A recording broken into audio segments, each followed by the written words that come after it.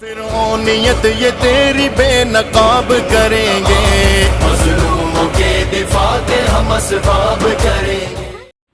अस्सलामु अलैकुम वरहमतुल्लाहि वबरकातुहू। मुअज़्ज़ज़ नाज़रीन, 10 मार्च को जब रिज़ल्ट आना शुरू हुआ 5 रियासतों के इंतखाब का, तो कुछ देर तक तो मैं देखता रहा। उसके बाद दिल बर्दाश्त होके टीवी बंद करके जाके लेट गया। फिर 1-2 घंटे बाद खोला तो नतीजे अपनी उम्मीद के मुताबिक नहीं थे। दिल में मायूसी हुई, फिर टीवी बंद ही कर दिया। आम मुसलमानों को जो जैसा सदमा हुआ तो मुझे भी अफसोस हुआ, मगर उसके बाद बहुत सी बातें मेरे जहन में आई कि अल्लाह ताला जो करते हैं अपनी मर्ज़ी से करते हैं। लोगों की मर्ज़ी और लोगों के ख़यालात, लोगों के इरादे का उसमें कुछ दखल नहीं होता। फिर पहली बात तो ये जहन में आई मेरे, नमाज़ पढ़ने जा रहा था ज़ोहर की, कि मायूसी कुफ्र है, ये दिल से हटाना है।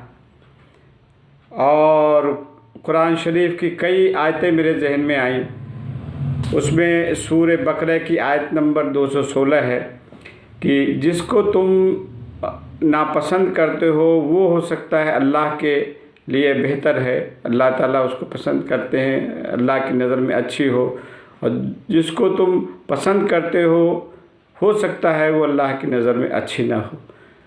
उसके बाद फिर एक आयत आई, अस्तईनु बिस सब्र वस्सलाह, ये भी सूरह बकरा की आयत है और ये 153 आयत है।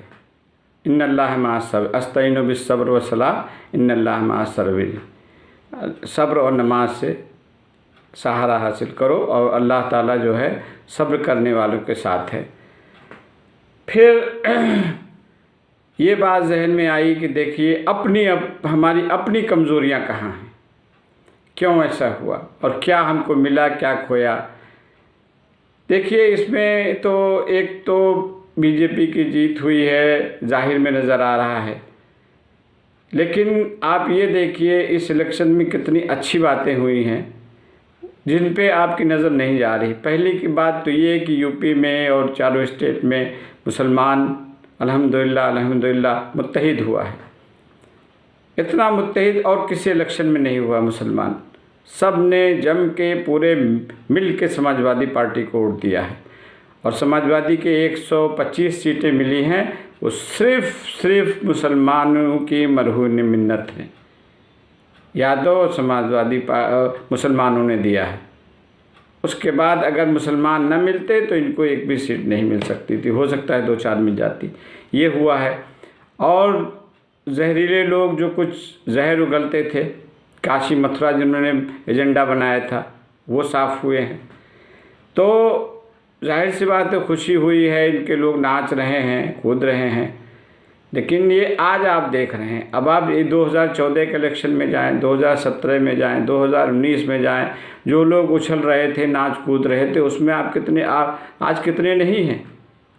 सब अपनी जगह पे जा चुके हैं। कोरोना काल में कितना जो है बगैर ऑक्सीजन के चिल्लाते रहे, मोदी जी से मदद मांगते रहे, मदद किसी को नहीं मिली, सब ऊपर पहुंच गए हैं। बताने की ज़रूरत नहीं ऊपर कहाँ इनका ठिकाना है। तो हो सकता है आज भी नाच रहे हैं, कूद रहे हैं, वो अपनी मंजिल पर पहुँच जाए। अगर हिदायत न मिली तो कहाँ ठिकाना है इनका। और उसके बाद जो है हमको ये करना है मुसलमानों को कि हम अपनी शनाख्त बरकरार रखें। आज तो मुसलमान शनाख्ती खो गया है। कुछ न करे हिंदुस्तान का मुसलमान और बड़े सगीर का मुसलमान, हिंदुस्तान का मुसलमान सिर्फ दाढ़ी और टोपी लगा के मार्केट में चले। देखने से दहशत आएगी, मैं बता रहा हूँ। पता नहीं चलता मार्केट में कौन हिंदू है कौन मुसलमान। कुछ न करे, दाढ़ी रख ले, टोपी लगा के चले, दहशत ऐसे ही बैठेगी हुई है। आपने अजीत अंजुम जी का देखा होगा शो। एक बार कहीं जाट इलाके में गए थे तो पूछा इन्होंने किसको देंगे, बीजेपी को। बोला बीजेपी क्यों? बोला बीजेपी को नहीं देंगे तो तालिबान आ जाएंगे। तो उन्होंने कहा तालिबान तो अफ़गानिस्तान बैठे, यहाँ कैसे? बोला नहीं, यहाँ भी तो है मुसलमान, आ जाए। इतनी दहशत सिर्फ बैठ गई है। अभी उसके बाद मुझे एक वाक़या आया कादिसिया की जंग का। हज़रत उमर के ज़माने में जंग हो रही थी, तो एक किला फ़तेह नहीं हो रहा था मुसलमानों से। कुफार वहाँ थे, वो लोग थे मैंने ईरानी थे शायद। तो साहबा ने मशवरा किया क्या बात है, कौन सी सुन्नत छूट रही, तो उनका मिसवाक की सुन्नत छूट रही। तो सारे साहबा पेड़ों में चढ़ के उनका मिसवाक करो, तो सब ने मिसवाक करना शुरू किया। तो बाहर से उनका लश्कर देख रहा था, उन लोगों का, रोमियों का शायद था। तो उन्होंने कहा मुसलमान दांत तेज़ कर रहे हैं, लगता है आज कच्चा खा जाएंगे हमको। सब छोड़ के भाग गए, पूरा छोड़ के भाग गए। पूरा जो है किला खाली कर दिया उन्होंने, मुसलमानों ने आसानी से कब्जा कर लिया। अभी मैं कोई अपनी बहादुरी का दावा नहीं करता या कोई मतलब बहुत बाइल्म होने का दावा नहीं करता। एक जगह कहीं मॉब लिंचिंग हुई थी, गालिबन इखलाक की मॉब लिंचिंग हुई थी। तो मैं ट्रेन में सफ़र कर रहा था, तो कुछ लोग बोल रहे थे, बात कर रहे थे आपस में, मुझे देख के खामोश हो गए। फिर एक उसमें आहिस्ता से बोला, अरे अब तो अगर मारेंगे गाय तो ये करेंगे वो करेंगे। हमने कहा देखो इस तरह की बातें मत करो, हैं, तुम लोगों ने पहले भी पाकिस्तान बनाया है और अमन शांति से रहो, वरना फिर तुम ही भुगतोगे। तो बता रहा हूँ पूरे ट्रेन में 2 घंटा सन्नाटा रहा। हाँ अल्हम्दुलिल्लाह ये हुआ कि कुछ हमारे हिंदू भाई भी साथ में बैठे थे, वो हमारे उसमें सपोर्ट में बोले। तो हमको सिर्फ ये काम करना है कि पूरे हिंदुस्तान भर में दावत देना है, इस्लाम की दावत देना है। कौन मुसलमान ऐसा नहीं है कि जिसके 2, 4, 10, 20 हिंदू भाई उसके जानने वाले ना हो। सैकड़ों होते हैं, हमारे पड़ोसी हिंदू हैं, ट्रेन में हिंदू मिलते हैं, बाहर मिलते हैं। कुछ बात करें तो आप 1-2 इस्लाम की भी बात कर दें, अल्लाह के दीन की बात कर दें, दावत भी दे दें। आप नरमी से, प्यार से, मोहब्बत से उनको दावत दे दें, ये हमारी जिम्मेदारी बनती है। और दावत का तरीक़ा वही है जो नबी करीम सल्लल्लाहु अलैहि वसल्लम दिया। और सबसे बड़ी चीज़ कि उनकी ज़ुबान से आप 10 घंटे बात करेंगे, कोई फ़र्क नहीं पड़ेगा, वो भी बहस मुबासा आपसे करते रहेंगे, लेकिन अपने मतलब इखलाक के अलावा अपने अमल से उनकी मदद कर दी आपने, तो 10 घंटे के बाद 1 मिनट की मदद वो सब बराबर हो जाएगी। उसके मतलब 1 मिनट की जो आपने मदद किया है, मदद भारी हो जाएगी उनके ऊपर। अभी कोरोना काल जब था, कोरोना टाइम चल रहा था, लॉकडाउन चल रहा था, तो 1-2 हमारे व्हाट्सएप ग्रुप में थे, कट्टर आरएसएस के थे, कट्टर, बहुत कट्टर, हमको भेजते रहते, वो आए कहीं साहब जी हमारी भी कुछ हेल्प करे। तो मैंने कहा क्या मतलब तुमको वहाँ से बीजेपी ऑफिस से नहीं बोला? तो बड़ी छोटी बातें किया उसने। तो मैंने खैर जो मदद होती उनकी किया, 2-3 थे। तो आज वो कुछ नहीं भेजता, बहुत बीजेपी के ख़िलाफ़ है, बहुत मुखालिफ बात करता है वो। और हम तरीक़ा वही जैसे नबी करीम सल्लल्लाहु अलैहि वसल्लम की पूरी ज़िंदगी इखलाक से भरी पड़ी है। वाक़यात बताने लगूँगा तो बहुत वक्त हो जाएगा। एक छोटा सा वाक़या नबी करीम सल्लल्लाहु अलैहि वसल्लम का बता के मैं ख़त्म करता हूँ अपनी बात। आप बाहर कहीं मदीने के तशरीफ़ ले जा रहे थे, तो एक बूढ़ी औरत से मुलाकात हुई। उसका तो बड़ा मशहूर वाक़या, एक बूढ़ी औरत का जो आपके ऊपर कूड़ा डालती थी। ये दूसरे बूढ़ी औरत का वाक़या है। तो उसने अपनी पोटली उठाई हुई थी, तो उन्होंने कहा बूढ़ी अम्मा कहाँ जा रही हो? उसने कहा मैं मदीना छोड़ के जा रही हूँ, इसलिए कि यहाँ एक जादूगर आया है जो अपने दीन से लोगों को फेर रहा है। तो आपने कहा कहाँ जाना है? तो उन्होंने कहा कि मेरा यहाँ तो कोई मदीने में है नहीं, वहाँ पानी पे दूर गांव के हमारे रिश्तेदार रहते हैं, मैं उनके पास जाके रही।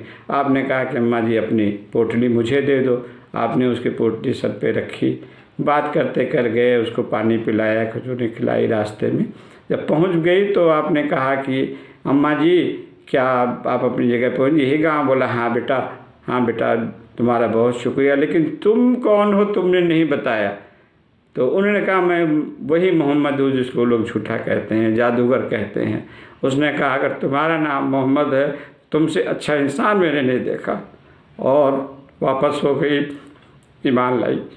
तो हम ऐसा किरदार तो हिंदुस्तान में पेश करें। बातें इतनी लंबी, अब जब से बीजेपी जीती है व्हाट्सएप पढ़ रहा हूँ, हर आदमी अपने अपने हाके जा रहा है, हर आदमी अपना किरदार तो बदलो, अपना वो तो पेश करो। नमाज से सहारे के लिए क्या है, नमाज ही नहीं पढ़ते। कहा गया सुन्नत, हमने वाक़या सुना है कादिसिया जंग का, तो आज 90% मुसलमान नमाज ही नहीं पढ़ते, फ़र्ज़ की नमाज नहीं बस सुन्नत के अदा करेंगे। तो अपनी ज़िम्मेदारी समझिए, इंशाअल्लाह हालात बदलेंगे। और जैसा नबी करीम सल्लल्लाहु अलैहि वसल्लम की हदीस है, हर कच्चे पक्के घर में दीन इस्लाम आएगा। तो हिंदुस्तान में भी आएगा इस्लाम, दुनिया के हर कले में फैलेगा, कोई कितना रोकने की कोशिश करे। अब आप बताइए, सूरज निकलता है तो उसको मिसाइल लेके और टैंक लेके और सब लेके सब आ जाएं कि रोक लेंगे सूरज निकलने से, तो कोई रोक पाएगा हैं? इसी तरह मकड़ी का जाला घर में लगा हो, इंसान एक डंडा उठाता है, सब डाला साफ़ कर देता है। तो डंडा तो उठाना ही पड़ता है जाला साफ़ करने के लिए, तो कुछ तो हमको करना पड़ेगा। जिसकी जितनी हैसियत है, जो जैसा कर सकता है, लेकिन नरमी से, प्यार मोहब्बत से। आगे भी हालात आएंगे मुश्किल, सब जगह आते हैं, हिंदुस्तान में भी आएंगे, सब जगह आएंगे हालात मुश्किल। तो जैसे हमारे अमाल जा रहे हैं वैसे अल्लाह के फ़ैसले आ रहे हैं। तो अमाल ठीक करें, अपने आप को ठीक करें, अल्लाह ताला सब बेहतरी करेगा। हमारे लिए भी दुआ करें और अल्लाह ताला हम सबको अमल की तौफीक दे, आमीन।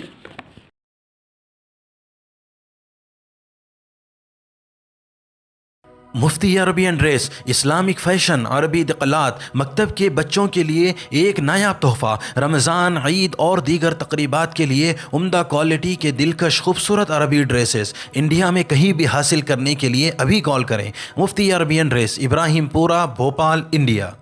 सनशाइन हर्बल मायूस शादीशुदा मर्दों के लिए जड़ी बूटियों से तैयार करदा असरदार दवा। इसके अलावा वज़न बढ़ाने और मोटापा कम करने के लिए लाजवाब दवाएं इंडिया में कहीं भी हासिल करने के लिए अभी कॉल करें। अल्खदम टूर्स एंड ट्रैवल्स इंडिया। तकमीली तलवीना, ताकत, सेहत और शिफा के लिए एक बेहतरीन नुस्खा। अभी ऑर्डर करें। Takmeeli herbal health care, Malegaon, India. GS herbal wholesale Ayurvedic व यूनानी अद्वियात का काबिल एतमाद मरकज। अभी कॉल करें और एक मर्तबा जरूर आजमाएं। GS हर्बल आपको रखे सेहतमंद। चूको स्टार आला क्वालिटी के उम्दा लजीज चॉकलेट्स, उलमा हुफ़ाज और तिजारत करने वालों के लिए बेहतरीन मौका। चूको स्टार औरंगाबाद। मजीद तफसीलात के लिए अभी कॉल करें।